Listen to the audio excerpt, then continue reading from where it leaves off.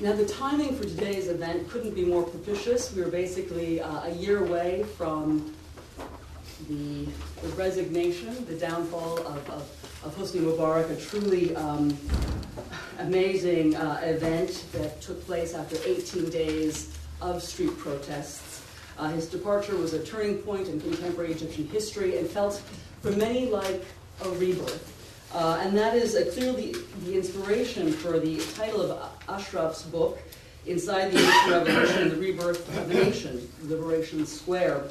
Ashraf lived in that square, I believe, the entire time for those 18 days and witnessed the transformation of that square from a place of protest to a place of celebration and back to a place of protest. And that's what we're going to be examining today, Egypt's unfinished revolution a year later. It's a topic that Ashraf could discuss in his sleep.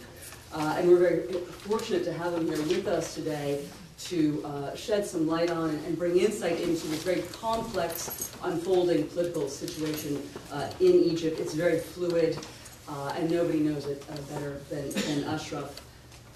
He has been a journalist for many years with some very, very prestigious newspapers and magazines, including the Wall Street Journal, Foreign Policy, the Times of London, and The Economist. He worked as a correspondent for the LA Times in Baghdad and Jerusalem, and has been based in Cairo for most of the last 15 years. He's an Egyptian-American born here, and he's going to speak for about 25-30 minutes, and then we will take questions the rest of the time. So please join me in welcoming Ashraf Khalil.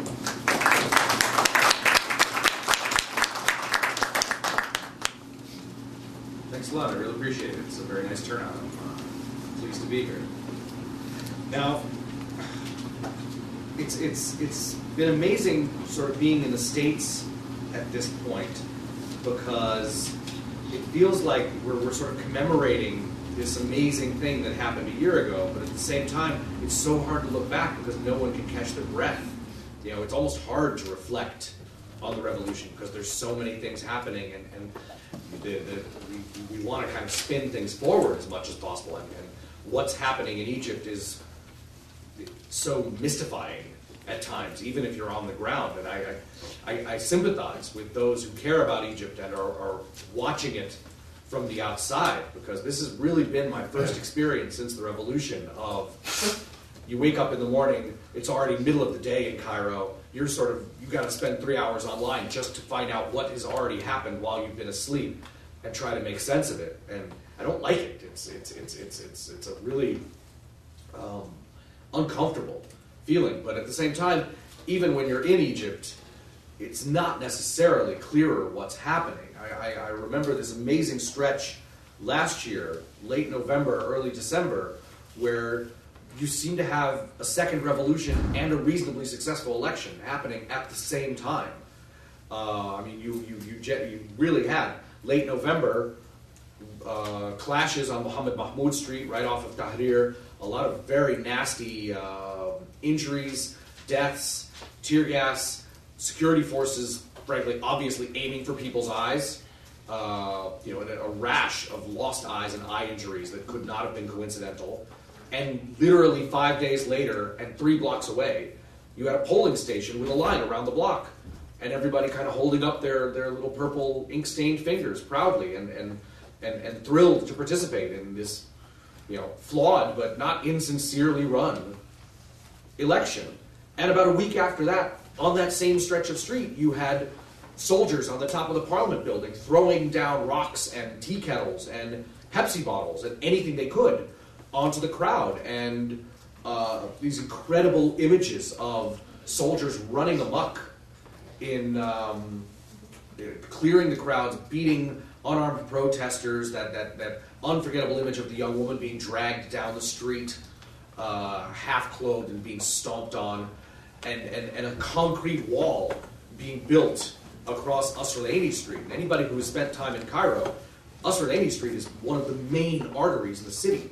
The knock-on effect on Cairo's already terrifying traffic from walling that thing off has been incredible. This all happened within about 2 blocks on the same, or within about 2 weeks, 3 weeks on the same 3-block stretch. of Australia. So it's mystifying.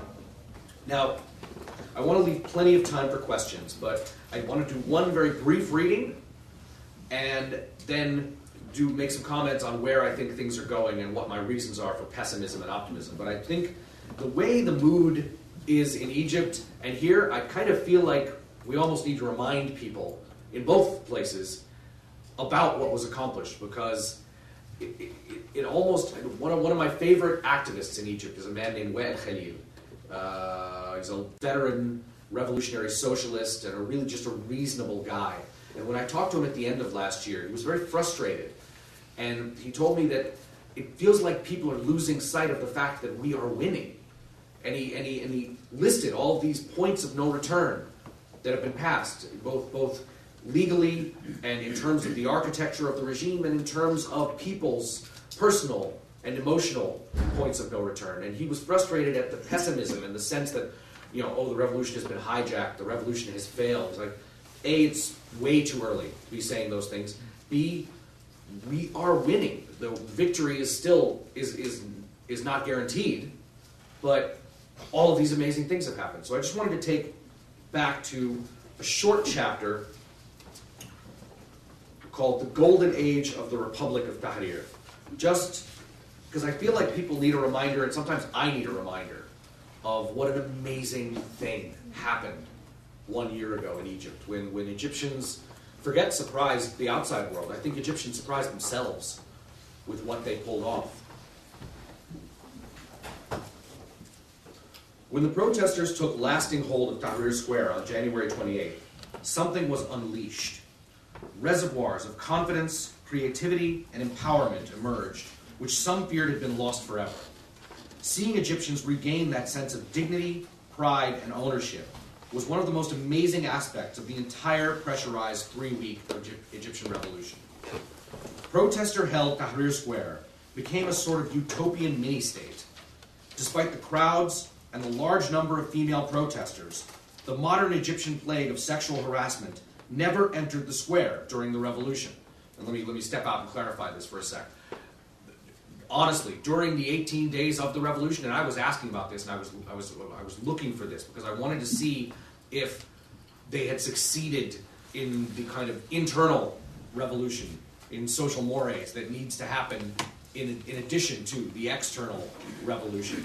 And sexual harassment was virtually unknown during the 18 days of the revolution. On February 11th, it changed. On February 11th, when all the kind of unreformed folks got off their couches and came to join the winning side, Tahrir changed in a very depressing way. And it wasn't just Laura Logan. Laura Logan was obviously just the most egregious and most publicized example, but I remember being at a celebratory brunch with friends on February 12th, and talking to three or four female friends who said, "Oh yeah, I was in Tahrir last night and I lasted 10 minutes. It was really nasty." And it was so depressing. You're just like, "Oh God, we're back to this again?" So, up until the 10th, sexual harassment was virtually unknown. And you have to have spent time in modern-day Egypt to know what an amazing thing that is. Protesters of widely divergent political views and social circumstances combined to create something truly unique. They organized divisions of labor, arranged their own security details, and diligently cleaned up after themselves. Again, you have to have spent time in modern-day Egypt to know how amazing that thing is. I must have entered Tahrir more than a dozen times, and every single time, the streets were cleaner than the streets outside my apartment have ever been. Every day seemingly revealed new chants, fresh details, and bursts of borderline surrealistic whimsy. This may have been one of the funniest revolutions in history. Tragically, some of the greatest chants and signs are so deeply rooted in Egyptian slang that they almost defy graceful translation. Egyptians are natural wordsmiths who love to play with the language in any circumstance. I've spent hours debating with friends how to translate this or that chant in a way that would properly convey its essence. Do we have any native Arabic speakers here? Okay.